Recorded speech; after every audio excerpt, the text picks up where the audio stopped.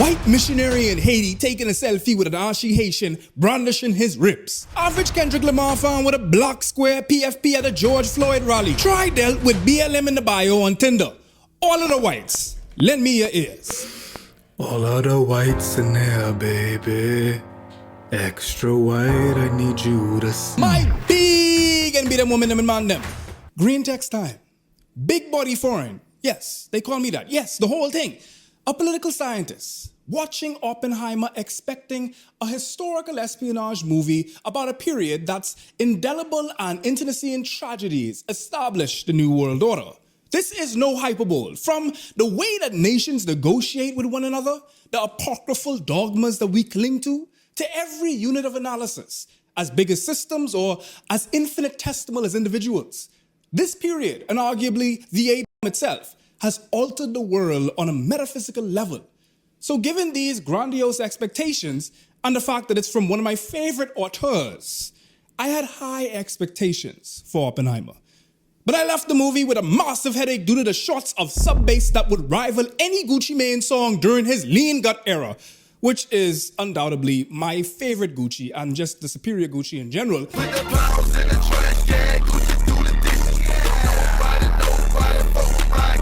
But I dragged back to my car as conflicted as Oppenheimer himself. Now, I must be a glutton for pain to make anything but a Nolan Gawk 3000 review on what was obvious Oscar bait. But I regret to inform you that while I had mixed feelings on some parts of this movie, I am as certain as the indictment of a black man accused of any crime in Montana about one thing. I mean, I haven't even watched it because I have a central issue with the premise. What's that? I mean, just like, it's like, you know, aggrandizing a dude who made a genocide machine. Yes! Yeah, and it's like, oh, but he was sad. And I'm like, the land they experimented on did belong to indigenous folk. And I guess they were like let back on the land after it had been basically irradiated. So a bunch of indigenous folk after they were like allowed back onto the land. But first, some disclaimers. Now, I give y'all cretins enough time to watch this movie, so this video gonna be more spoiled than Miss Johnson egg salad sandwich left out in the sun for 40 days and 40 nights. And also, it is literal history. If you don't know the story about the Manhattan Project and World War II in general and international relations, then take it up with the American scholastic system or the Canadian one, wherever it is. Not with Big Body Foreign and in Big Body Foreign's comment section. Now, without further ado, I about to cook Oppie like the Rant do. Because the Rant is in fact due, yes Lord. With the release of Oppenheimer and the impending iteration of Eddie, I mean Napoleon, that wasn't a gaffe, but you knew that already, as well as the many historic biopic, Netflixified dramas that yassify folks who took oaths to never be pretty and to always be cruel. We have bore witness to a phenomena that refuses to be ignored. So I watched Schindler's List. I don't know if you've ever watched it. Put yourself through the emotional labor of watching that. I knew it was this canonical film to understanding and appreciating the Holocaust, but I never watched it because it was before my time. The part that really f***ed me up, I don't know if you recall this part, but it's when... Is it the ring bit? He's crying over the rings. Honestly, the most stuff is when they melted down all the gold fillings from Jewish people and they made gold ingots. They made it into a ring for... What's his name in Schindler's List? Oh my... Oh, I forgot about that bit. I'm sorry. It's like white saviorship in the worst way. This is gold. To more people. I could have got one more person. And I didn't. I didn't.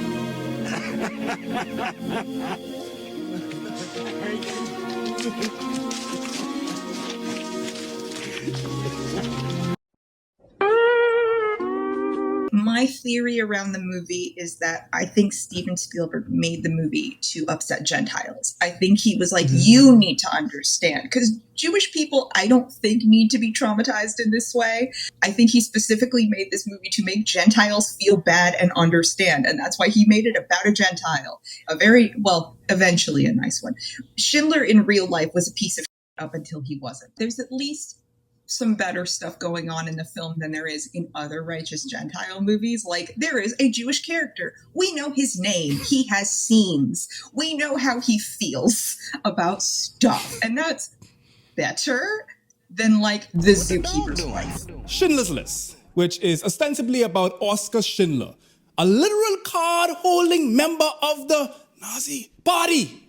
But we sort of like him, right? Since he saved the lives of... Future Foreign here, and I f***ed up. But I'm gonna leave my air in here for transparency.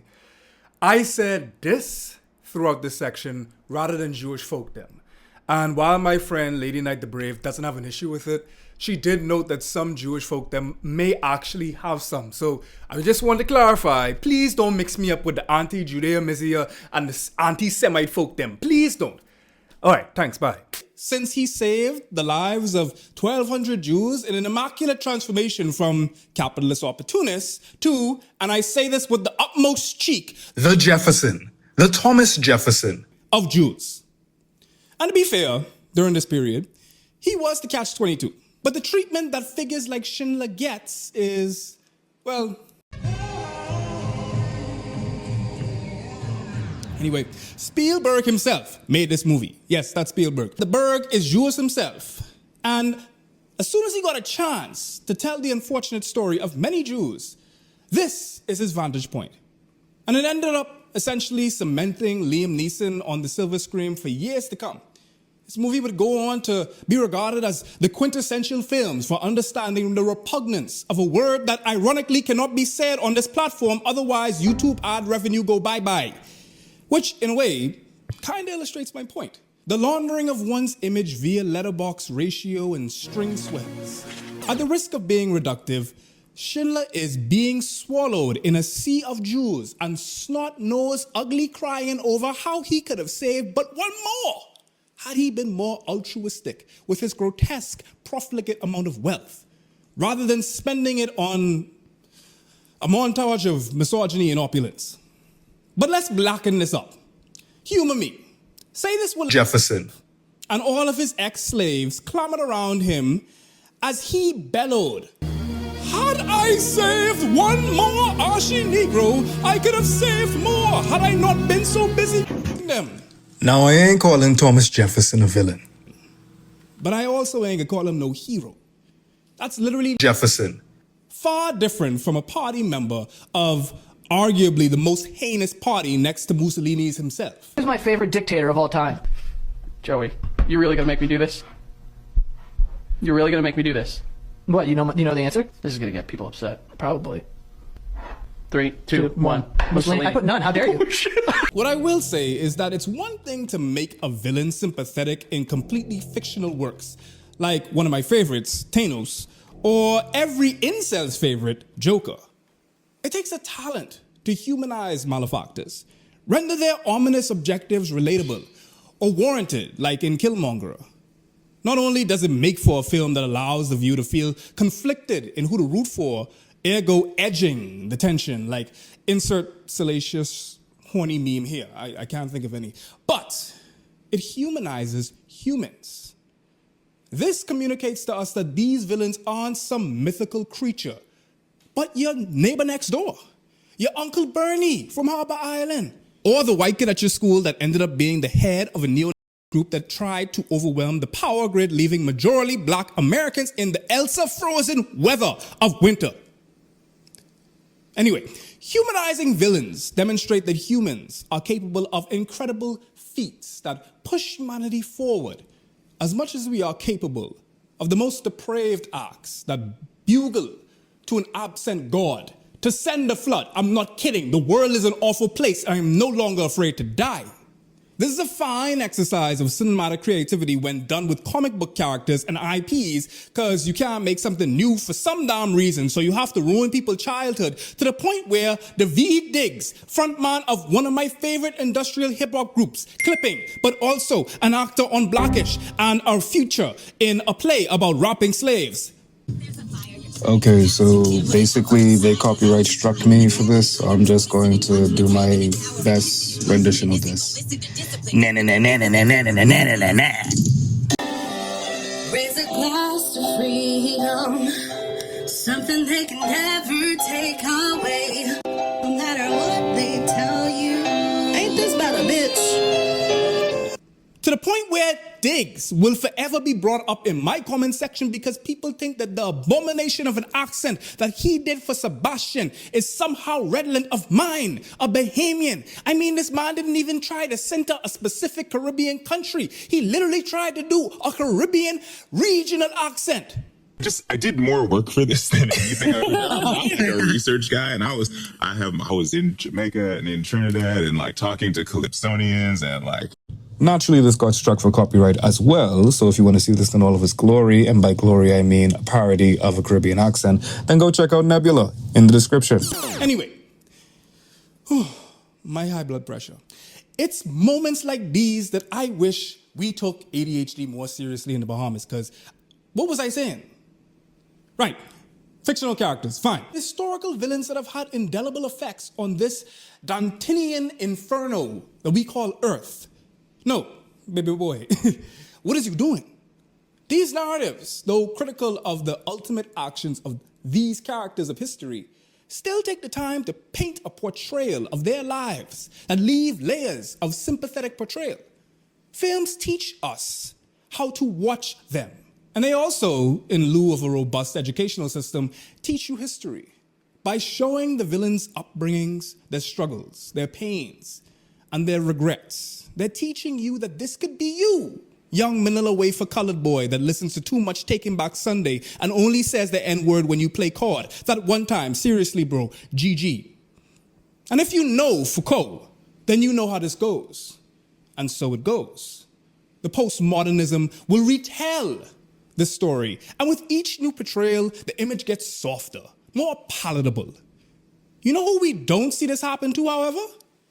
We people who are darker than blue.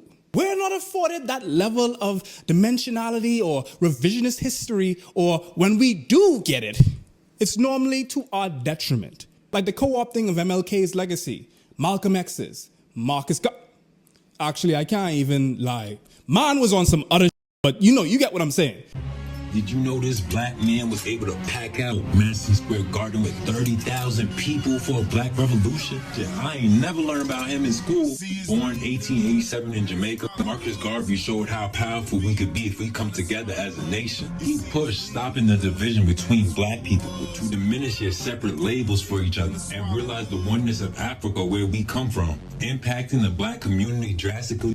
First person to tell his people that their roots come from so much than what was shown. His people would even call him Moses for his dedication for an independent black nation. He was the first person to try to create a separate economy of black-owned businesses, giving thousands of black people in the community jobs, showing that we need to have our best interest for us. We need to remove division and form organizations so we can build a nation, not support a nation that was built off our demise, emphasizing that the black skin is not a badge of shame, but rather a glorious symbol of greatness. No matter what you want to call yourself, this brings us together. You ain't gonna see a biopic on Idi Amin that humanizes him, but you will see one on a particular failed Austrian artist that rhymes with Stifler. You'll be sitting in international relations 420 blazed and listen to a frothy mouth lecturer tell you about the Treaty of Versailles and how it unfairly admonished Germany, thus leading to the material conditions that allow for fascism to thrive. But you won't hear that for Haiti, will you? Despite it actually being the truth, unlike the former. You'll hear that Germany had to pay back the world for its war crimes, which, yeah, if you slide for your brethren Archduke Ferdinand and start a multinational internecine war, then I don't know, maybe you might get slayed for that. And not in the good way. Your whole will get slayed. You'll hear that was unfair. But you won't hear that Haiti had to pay back France amidst a litany of other injustices for France getting slaughtered by slaves. I hope that Napoleon documentary got that. I'm sorry. This is gonna be a little ADHD rant, but the French, y'all can never run on with Big Body Foreign. Cause you all get bodied by a bunch of toiled and soiled slaves, as well as get mowed over by Germany in like a month. If it weren't for your African colonies, you would be like me with no. You wouldn't have. Anyway, where was I? It's the mayonnaised malefactors that get the anti-hero treatment. They also get folding chairs to the face, but I digress. White folks are treated with a level of levity when it comes to their sentencing by the judge in the court of life, time. Aided by the systemic advantages, benefits of every doubt, and historical head start in getting ahead of the narrative. White folks write their stories, and they write them well. They revisit where they looked bad and made themselves look misunderstood, impossible, or in the case of Oppie, conflicted. You see, I get back to Oppie. There's a scene, I mean, I'm not going to spoil too much, but I mean, it's Oppenheimer, so who the cuck cares? You can spoil it all. My sister told me there's like a line about give it back to the Indians. Yes! Man is talking to Truman, and like Truman. He's talking to Truman and one of his toadies, his sycophants. Truman asks him and say, okay, this was a great success. We bombed the fuck out of a whole country. So like, what are we going to do with Los Alamos? And Oppenheimer totally said, give it back to the Indians. There's this one line in the movie that sounds pretty ahistorical where they're saying like, you know, well, we're doing this because like we want to stop what the Nazis are doing to the Jews.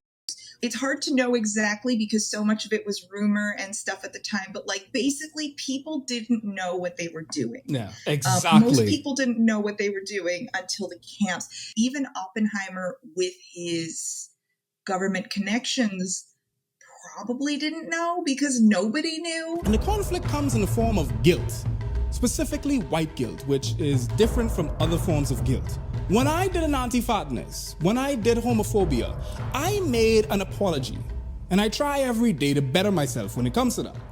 When particular white folks experience guilt, it turns them into gods. It deifies an inner demon. It's no longer about expiating for an error, but it mutates into something else.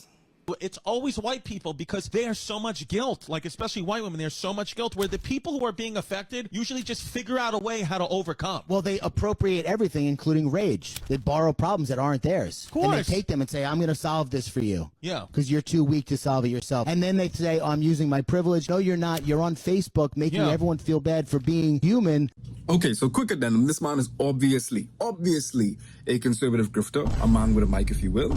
And I would rather blush and die than to be caught agreeing publicly in video format, in a letterbox. Big body foreign, personally. I would rather blush and die than be caught agreeing with this man. This man honestly looks like a bald vagina, like literally a Brazilian waxed vagina with eyebrows. This man is so white that man glows in the dark. However, man is right about some things and wrong about the next. So, first off, right off the bat, my man goes right to the misogyny. Like, man went straight for the white women them. I mean, ain't nobody hate white women more than white men. My lord. Secondly, man says that we people will overcome it. We people, of course, you know who he's referring to. And naturally, that negates the centuries of privilege that has been aggregating. Like, literally, like if there was a credit, like a privilege credit score, like that just been like accruing interest nonstop. And you just negate the fact that like in your bank account, you got all this privilege. And where did you have to get it from? Because someone had to be exploited in order to gain that privilege. And man is saying that, okay, well, since he personally did not do anything, then he is not responsible for it. He will just benefit from all of the privilege inside his bank account and not try to find any way to not directly give anyone that privilege, because you can't directly give anyone privilege. However, you can use your proximity and your beneficiary status of the systems in place to maybe help lessen, equal the playing fields a little bit, It ain't gonna stop me from getting gunned down by police like an NPC in GTA 5. However, it may help when people will only listen to you about particular things that I've been saying. And lastly, man said that y'all are not advocates, y'all are not activists, but y'all are just people on Facebook going around making people feel bad for being normal. And that's the problem. They assume that this is normal. Not only that, but they assume they don't want to be confronted with the reality that they're beneficiaries of. These red pillars do not want to take the red pill. That being said, this is one of the rare moments where you will see me agreeing with a man named Tank Sinatra, an obvious conservative grifter, because he is right about white liberals. In some instances, which you're about to see right now. So I can't do much with Oppenheimer from a Black perspective because, in case I missed it, let me just check real quick. Yeah, no niggas in this film. Black folks didn't exist before civil rights, remember? I'm black. You're what? John, how come you didn't tell me you were black, you lying son of a... Bruh. You know how much I hate... Bruh. My family hates... Oh, you disgusting. You didn't see that he was black? Jerry, I never even noticed. I was so totally in love. You know, our show is pretty stupid, but not half as stupid as racism. Now, crime hath no color, creed, or penalty in some cases. Before the invention of race was created, people were finding other reasons to be yamheads to one another. That being said, in terms of scale and effect, nobody does crimes against humanity like Europe. You can't lie. Europe been in its imperial Hugo Boss bag. Think of the caucasity necessary for an island. Yes, people forget this because they used to draw themselves bigger on the maps they made. It's almost like taking a pic from an ant perspective to make it look bigger. Like you end up looking like the cat looking down upon you in shame. Anyway, yeah. But yeah, people forget that the United Kingdom of Great Turfian is a skip of rocks in the sea. Yet it's responsible for far more skullduggery relative to its size. If you ever get bored and you want to find some pessimist fuel, just look at how many countries speak European languages. And then think of what said European countries did in order to make them speak that. Because niggas didn't just wake up one morning and decide to speak a more incoherent and inconsistent language like English. West Africa didn't one day say that they were going to start saying wee wee because they like how it sounds. No. Like many ills of the world, the author is of European descent. From the transatlantic slave trade, to the apocalyptic invasions of the Americas and Oceania, to the scramble for Africa, the African pie, to the conquest and partitions of Asia, the scoreboard is looking hideous for Europe. Over time, things will get a little bit better. Things have gotten a little bit better. I may be applying for a British passport to take advantage of that sex healthcare you all got. Ooh! And y'all crumpet crustaceans got free education too? Y'all some hoes for that, I ain't gonna lie. But when you look black at these history books, that was a play on words, you realize that Europe was really doing some Most white folks won't even engage with the evils that their ancestors have done. And that they benefit from it. When some white folks get to learning their history, they dig their heels deeper into reaction and whataboutism. Like folks in the comments are no doubt doing right now as I speak. I see you right now. Stop typing. They'll probably say something to the effect of, what about Africans selling Africans into slavery? What about, hey, focus, I don't one with the ADHD. Probably. I haven't been formally diagnosed as yet. Some snowfolk, them, use that to guilt-fuel justifications and talk about the complexities of the situation. Nuance, and my personal favorite, context, which is a favor they won't extend to others. And by others, I mean the other, which is anything other than the default, which is white. Those white folks are at best the turkey toms of white, the conservative LARPing as a centrist, simply asking questions, and at worst, tiki torch man them. But then there's the other white folks. The well-meaning ones that read Elite Capture because, to its credit, it does have some good theory, but it's bogged down in respectability politics, which renders it the Drake of black leftist thought. But those white people, you know them, they tell you they're allies. But then they honor Kasperian you when you stop shucking and jiving. It's okay, I was there too. We could talk about it. These are the white liberals. When the fork in the road fell in front of them, they didn't go to Stormfront, they went to Instagram. They went to Instagram to perform POC allyship and posture progressive politics.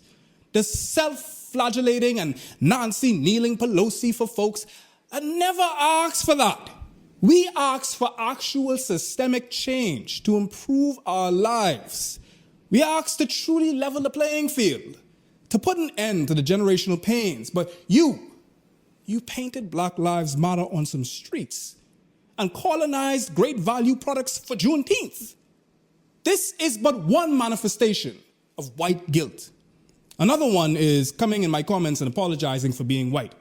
I mean, like calling yourself mean things while I just gotta sit there like, you want some water? The white liberal is like Oppenheimer, a catch-22. But to Oppie's credit, he was a communist during the height of the Red Scare, so you get half marks. But the white liberal feels the remorse of the endowed privilege. They may not appreciate how inveterate the implicit biases of society are etched into every system to the point where you only notice them when they're temporarily gone. But white liberals at least acknowledge the concept that while they themselves are not personally responsible for the subjugation of marginalized folks and the perpetuation of oppression by white supremacy, they do in fact benefit somehow.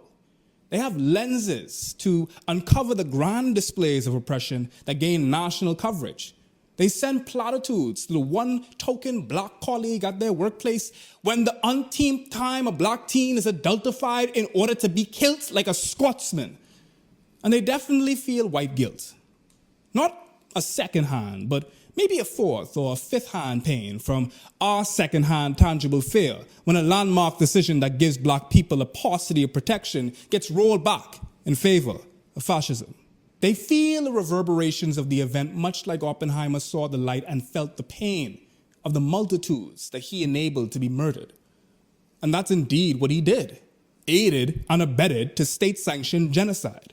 And Nolan guides our eyes to empathize with Oppie's plight. He's simply a scientist that got used by the military-industrial complex, a phenomenon where war begets war, because war warrants budget, spending on war.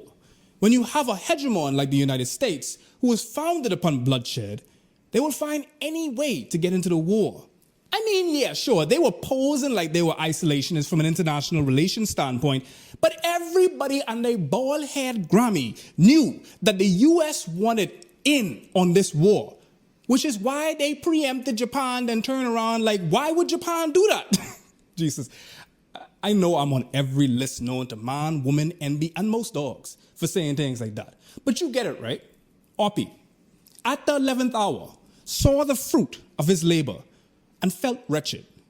The Titan Prometheus allegory intensified, and much like Prometheus, he was pilloried. But unlike Prometheus, Oppie's pillory was self-induced. And that's the martyrdom step in the white liberals' arc of white guilt. Now, another reminder, art is subjective. I shouldn't have to tell you that, right? This is a black leftist interpretation of Oppenheimer. A purely historical or cinematic historical lens would yield another illustration. But sometimes, quite often, the Venn diagram be Vennin, and these theories converge. Like the scene where Truman asked Oppie what they could do with Los Alamos, and Oppie could say, give it back to the Indians? Because you know that totally happened. I've struggled with this actually, and this, I don't know if I could put this in a video, but like I've struggled for the longest with trying to understand the difference. And I think like a lot of people of color say this, the difference between Jewish people and white people. Yes. So I do have an answer to this because first off, not all Jewish people are white. This is something that I don't think gets talked about enough. There are a lot of Jewish people of color out there. There was some discourse for a while where I think Jewish people were a little in their feelings because the type of bigotry we experience is like akin to a racism. It has functioned that way. So I think Jewish people got a little in their feelings, and there was discourse for a while about Jewish people are not white. And this went on for a while. I definitely participated in this discourse at one point just because I was like, fascinating. But like, yeah, basically there's Jewish people of color, and for white Jewish people to say that they're not white, it removes space for people who are at the multiple intersections of being visibly a person of color and Jewish to like be a part of the conversation, which is a problem in the Jewish community. I feel a way about Hebrew Israelites. Ooh, yeah, Black Israelites. Black man, can we talk to you for a minute, man? Can we read the Holy Scriptures, man? Can we hear about the law, statutes, and commandments, man? Yeah, come over here, man. What's your name, man? What's your name, brother? Lee. Lee, that's a strong name, man. Where you from? I'm from Atlanta, man. From Atlanta. That's a good black city right there. What's your nationality? Shit, I mean, shit. Black? Lost, man. Oh, you see what I'm saying? Yo, get these lost out here, man. That's right. Give me Ezekiel 45. Ezekiel 745. Give me Ezekiel. That's right. Get that goddamn poison out your mouth, man. That's right. That's what's wrong with the black man, putting that goddamn poison in your body, man. That's right. That's what's wrong with you, man. We talk about the word. That's what's wrong with you. His head covered And too, take man. this goddamn madness off your head, right. man. Got his head covered. We're talking about the word, man. Law, Listening to statutes, the word, and man. Got commandments, his head man. covered, That's man. right. Listen up, man. Don't ever take your eyes off the Most High, man. That's right. The Most High is going to your ass. You know what? Read the scripture, man. Shut the up and read the scripture at the same time. Read it. Shut the up. Read it. Ezekiel 745. From the articles I've read about it, I think it comes from an over-identification with parts of Jewish history, you know, like we were slaves in Egypt and that sort of thing. You can be a black Jewish person. You can totally be a black Jewish person without this, like, we were the first, we were the only ones. I mean, the fact is, like, yeah, Jewish people were indigenous to Israel, like, centuries ago. So, like, yes, I am very light-skinned. That's the European stuff. My family was in Eastern Europe for a long-ass time. We're white now.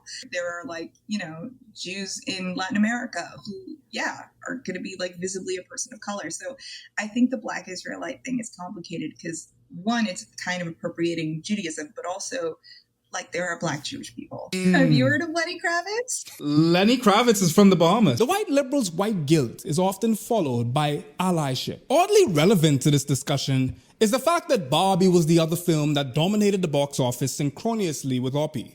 The irony is so sweet that I swear to you it gave me diabetes. For those who don't recall, White Savior Barbie, an iteration of everyone's favorite Aryan wet dream where in an effort to promote adoption, they had Barbie posted up with an Asian-coded baby doll in her hands. There's also an African version as well because, you know, they have to.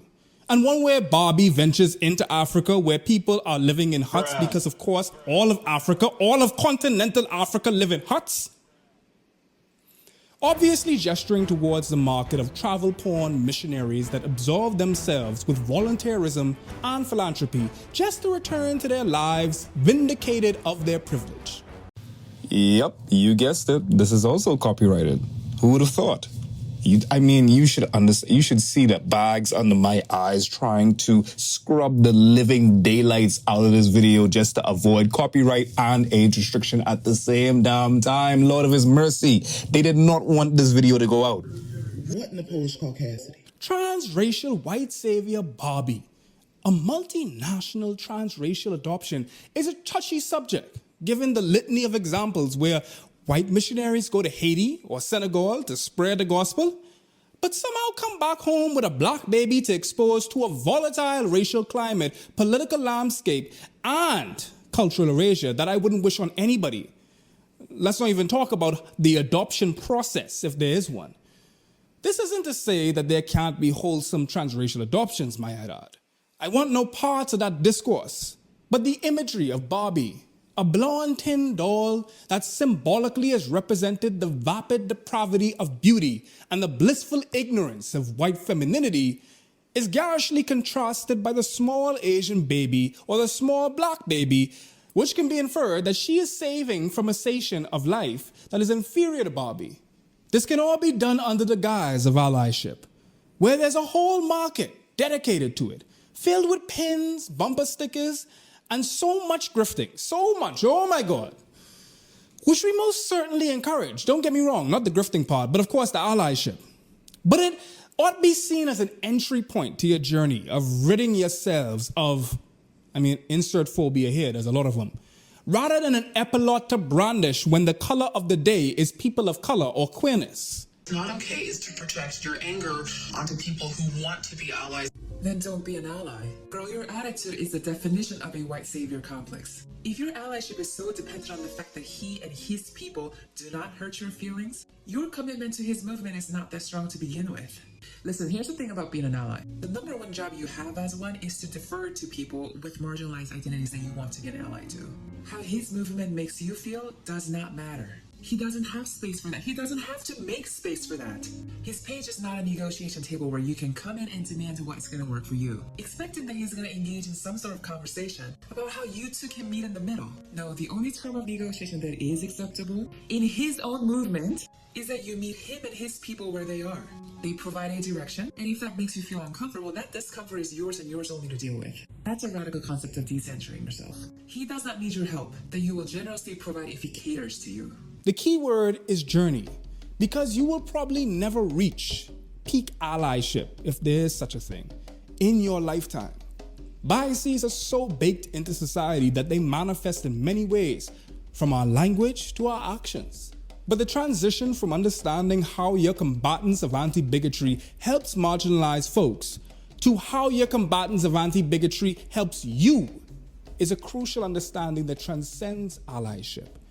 Once you realize that there's a personal liberation when you are being anti-racist as a white person, because it liberates you from a concept of whiteness that flattens you like Hank Hill, rather than you simply seeing your advocacy of ACAB as something to help people that don't look like you, then we lit, then we Gucci. But many folks unfortunately get stuck in the ally industrial complex and never even engage with the personal benefits that the privileged access with true allyship, for lack of a better word, of course, which is something that my co-writer, everyone's favorite floating yellow-headed anarchist, contributed. So in lieu of his sultry Trinidadian delivery, I will instead start another regional diaspora war by adorning myself in Trini-Face. The ally industrial complex refers to a system of activists and organizations who profit and advance themselves off of struggle. They build powerful careers off of activism, establishing themselves comfortably among the top rungs of activist movements, assisting in the commodification and exploitation of grassroots work. These days, you have allyship certificates and $100 ally workshops, where issues are commodified, framed, and branded. Folks self-label as allies now, without any actual personal investment in the supporting of the struggle. These allies are also often motivated by guilt or shame, and turn struggle into their own personal therapy session, rather than tackling the guilt they experience on their own at time. At the core of the ally industry, there are allies who are there to boost their brand, impose their agenda, and dictate what issues get attention. They are always on the lookout for hot and fundable issues to co-op. These are the allies whose identity revolves around allyship, almost like a hobby or extracurricular activity.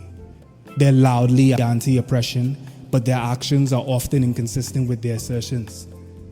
These are the allies that jump in out of nowhere, rush to the front lines, and are already getting TV interviews and brand deals.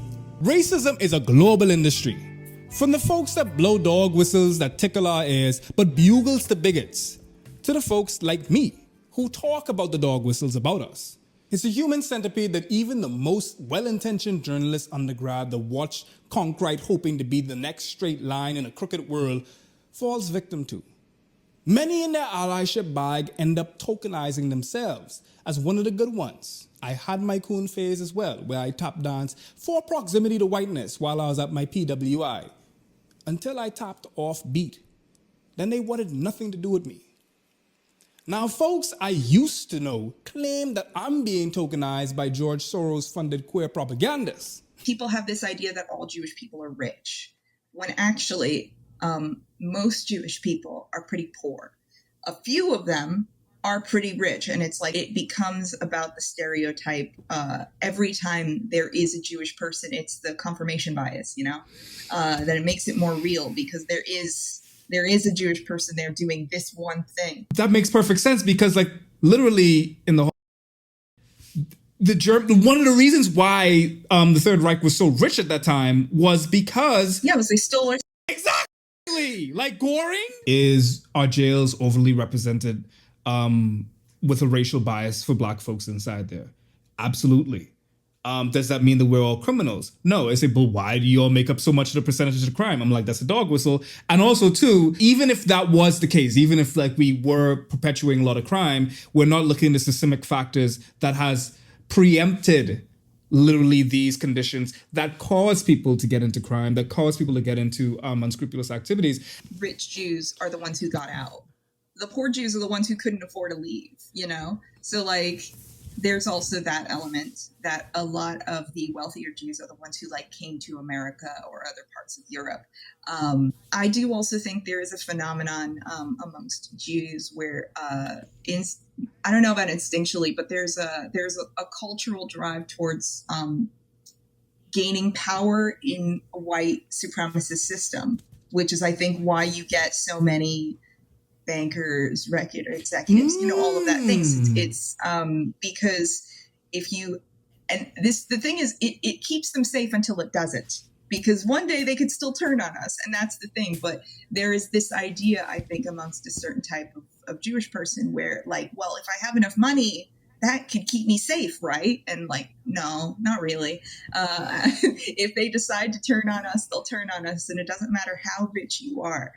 But I do think there is that attempt at safety through wealth. Literally the same thing with black folks when they move their kids to the suburbs and try to divorce them absolutely of a black experience. And you end up getting the fly in the milk syndrome where, like a Carlton Banks from Fresh Prince, where like it's basically this rich black person that is absolutely ill-equipped to deal with whatever type of issues of violence and anti-blackness comes their way, when it eventually will, no matter how rich you are, no matter how much Polo or Gucci or anything that you wear or what car you're driving. Yeah, Beyonce is beloved by everybody, but I'm sure that if a cop pulled her over, it would still be a bad time. Exactly. In fact, especially because she's Beyonce, like they're going to go and get, because it goes right back to that concept of whiteness. As a white person, you're just like, I am supposed to have a particular life and I have not.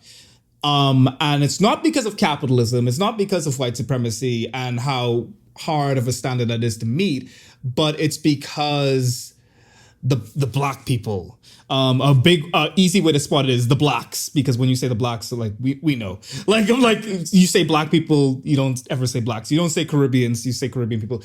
I should have probably said Jewish people, especially following that logic. Or they blame it on Jewish people, or they blame it on immigrants. So literally, like if a white cop stops a Beyonce and they see that she's driving, I don't know, a Lamborghini or something like that, literally, that probably could escalate the crime, because you're just like, okay, well, why did you get what I'm supposed to get? Just a half a century ago, you would be dangling from a tree like an ornament. When white liberals aim to ally marginalized folks, their hubris, which is a result to being designated as the default for so long, instructs them that they have the solution. Better yet, that they are the solution to the problems that we face. They are the hero that thwarts the villain at the end of the story. And while we do encourage the most privileged class to engage with the issues that they directly benefit from and that their ancestors created in the first place, much of the way they go about it centers themselves, rather than the most injured party. Hence the many movies about black folks that are really just about how they affected their white friend. Green Book. Or better yet, why the most lauded movie of the most tragic moment in Jewish history and one of the most dour periods of the world is a movie about the Nazi that did the least amount of harm. Or in the current day, a movie where a Japanese genocide is carried out by a state-led project that ushered the entire world into a nuclear arms race, thus changing the way that we interact with one another sempiternally, is framed as a movie about a doting scientist that was taken advantage of and his quest for redemption. An event that murdered or injured into murder hundreds of thousands of people and altered the course of Japan as well as its ambience. An event like that was condensed to a flash. Yes, decades of death was signified by an ephemeral event like the speed of light. Or to make things even more meta, this video, would you have clicked on it if I centered myself and my experience rather than empathizing with the white folks? I mean, chances are you're white yourself. When I did videos on Caribbean culture, it barely got any traction on this platform. But as soon as I catered to the Caucasian gaze, with my perspective, but seasoned for white consumption, the click scam. My patrons on my Patreon, whom I love and adore. It's gonna be hard, but how many of y'all pledged so y'all could say that y'all patronize black businesses? You're providing the financial band-aid to the reparation debt we'll never get, or the resources we were raped of and never paid for. Because through time, that's what it was, wasn't it? In Cool Runnings, the Jamaican bobsled team would have still been rowing in the tub if John Candy's character ain't come along. What about Avatar, where the Marine going to the blue people them planet to help them fight humans, like himself, that was attacking them? 12 years a slave, Dune, the Django. I could pad this out. That'll get me more ad revenue. Might be a good idea. The common thread that binds these films together is the white savior complex. When the white protagonist finally shows up to save the indigent individual that's typically marginalized from their own misfortune. From a film perspective, it makes sense, right? Your target demographic are white folks that can pay to watch your movies, so it's in your best interests as a director or writer to create a character that they can vicariously live through, that offers them redemption, but for a moment, a departure from the reality where they're either exploiting someone or not living up to their endowed role of the exploiter themselves. The white savior trope has dominated Western narratives for eons, to the point where we only notice when the protagonist isn't white, when we applaud for the crumb of diversity where we're not being depicted as dependent or distraught. If we apply this to a systemic level of analysis, there's an argument that can be made that the United States or Europe are the white saviors of society on a global stage, the arbingers of democracy, civil society, religious piety. We were shiftless gyrations till the white West gave us the Bible, and then they took our land, but at least we got God. They make humanitarian crisis, then claim it's their obligation to bail them out. And to harp about Haiti yet again, I may scalp France for their trifling ass, but we often forget the American occupation that may have been just as worse. The white savior performs altruism, then wins the righteous applause of their peers and the resources of the poor people they saved. The white savior knows no form nor bound, but it's not enough. What do you call an Oppenheimer who falls forehead to dickhead in front of white guilt? Oppie didn't save the Japanese after he made that weapon that murdered him. He couldn't. So what did he do? He became God. His famous quote that they made him say during sex, "Nolan, you're horny and you're weird, but I digress." That quote was pretty ecclesiastical. It alluded to the God-like grandeur of Oppie's ambitions. It foreshadowed the fall of his facade, the awkward but endearing scientist whose mask fell to reveal an expedient politician. But it's when all was said and done, when he had been stripped of his glory and flagged over a chair in front of a Senate hearing led by the man from Scandal who been acting since Littlefoot them was walking. Like, damn, how old can you be? Still fine though, go ahead, Wonder Bread. It is here that we see Oppie sit silently as he's persecuted by his peers, much like the crow that ate the entrails of Prometheus. His wife begging him to fight, but he refuses, like Gandhi refused food in protests, or civil rights marchers refused to retaliate as they were attacked by racists. Oppie sees himself as one of those. He sees his pillory as not only an atonement, not only a punishment for his crimes, he sees it as martyrdom. It's a mic drop. It is here that we see Oppie deify himself, absolve himself of human qualities like fight or flight in the face of danger. It would be absolutely reasonable for Oppie to fight for his life, but he doesn't. And we see him assume the properties of the ascendant, which simultaneously absolves him from accountability. It is here that we see Oppie become God. If you get a story about Oppenheimer, I want a story about Disclaimer to my FBI man, I am joking. No, but for real, imagine a movie with me, set in the plane that the attacks use. We spend time in the plane, like 2-hour movie in the plane. They're contemplating about what they're gonna do. They're having flashbacks. They're on the phone with their wife and blah, blah, blah. But then they're like, we gotta do it for our people. Imagine the outcry the American public will have if we made that into $1 million movie. Or is it only nuance when the bad guys are white? We have shows about Jeffrey Dahmer and now a movie about Oppenheimer. But what if we made a movie about how ISIS influenced the world? Why do we only love to consume white violence? Why are white people afforded humanity, whether as victims or as villains? And why is it that black and brown people in this country and globally cannot get 1 ounce of that humanity that you're all gonna hyped about watching Oppenheimer and like, oh my god, the complexity of man? Now you're probably wondering, what in the hell do we, black marginalized folks, what do we want? Because it seems like you, the white person, can only do wrong. If you call me the N-word, you're wrong.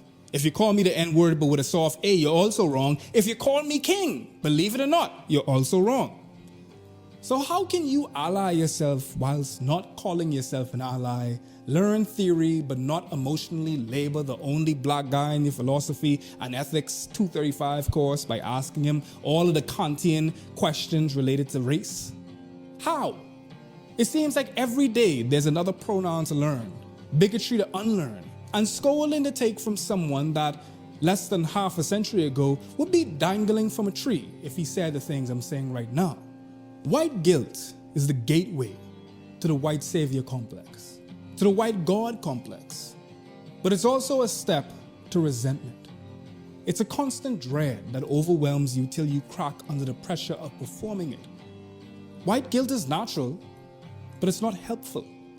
It's not yours nor my salvation, as it will hinder being an ally. I know the left doesn't give advice or innumerable steps, just more questions, so here's a departure from that. Guess you can say I'm leaving the left.